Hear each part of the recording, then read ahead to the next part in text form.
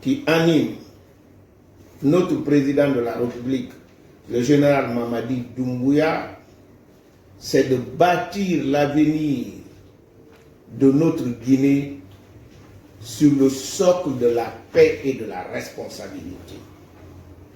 Et j'ai constaté depuis un certain moment sur les réseaux sociaux un débat qui risque de nuire à la paix et à l'entente. C'est un sujet que je ne voulais pas en parler. Mais j'ai vu un homme se battre difficilement pour recoudre le tissu social largement entamé par des décennies d'une politique d'exclusion. C'est pourquoi j'ai estimé que c'est un devoir pour tous les citoyens guinéens de l'aider à renforcer l'unité nationale, le vivre ensemble. Parce que la vie, c'est comme une bicyclette. Quand on s'arrête de pédaler, elle tombe naturellement.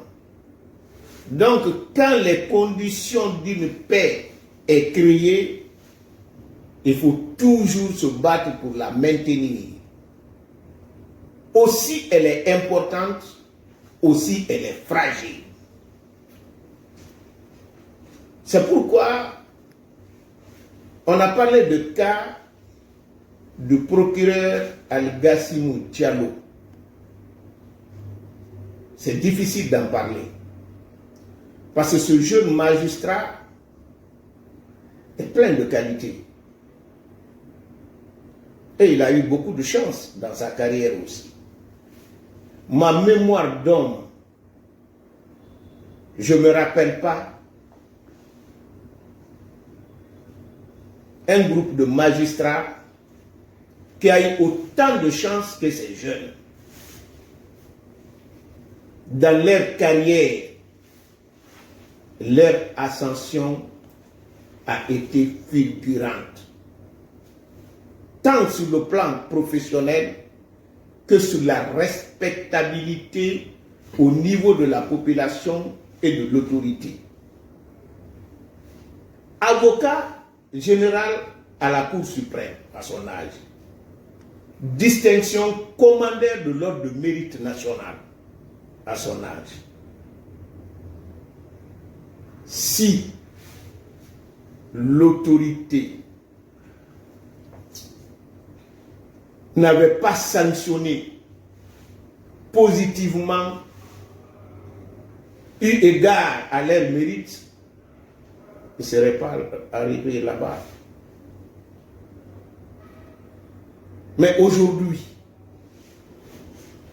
si par le fait de certains politiciens, on a amené ce jeune à trahir son serment, et surtout l'autorité, moi je crois que ce qui est important, même dans les moments difficiles, il reste une petite grandeur, c'est celle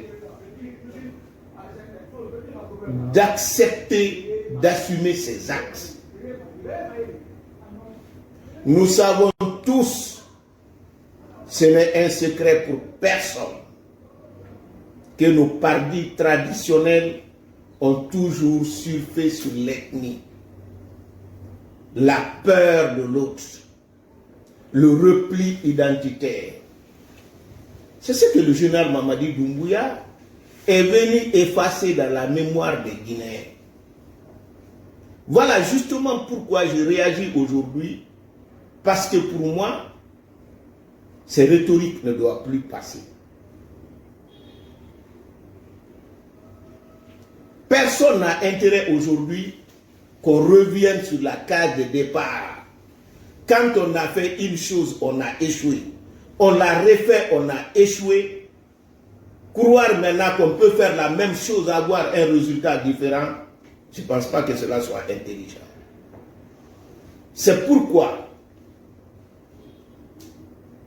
je voudrais utiliser vos canaux pour appeler à la population guinéenne à l'unité nationale. Et que le président Mamadi Doumbouya, Dieu merci, il sanctionne positivement ou négativement sans tenir compte de vos origines. Et c'est ça que nous avons tous souhaité pour notre pays. C'est vrai, beaucoup l'ont dit, mais beaucoup n'ont pas fait ce qu'ils disaient. Mais je ne suis pas surpris. Il y a quelqu'un qui a dit que l'hypocrisie n'est pas seulement l'hommage que le vice rend à la vertu, mais c'est la reconnaissance de la vertu en tant que vertu. Quand j'ai écouté l'audio, honnêtement, je n'ai vu rien de nouveau. Heureusement, moi qui suis là, depuis 1992, j'évolue avec ces partis politiques. Mais c'est les mêmes messages qui ont été toujours véhiculés. Le seul moyen de mobilisation, c'est la peur de l'autre. C'est repli identitaire. Ça, c'est une réalité. C'est la seule élection présidentielle passée que j'ai vu qu'on a parlé de programme de société, de développement, et qu'on a élu un président où personne n'a dit c'est le président de telle région ou de telle ethnie. Tous les Guinéens se sont retrouvés derrière.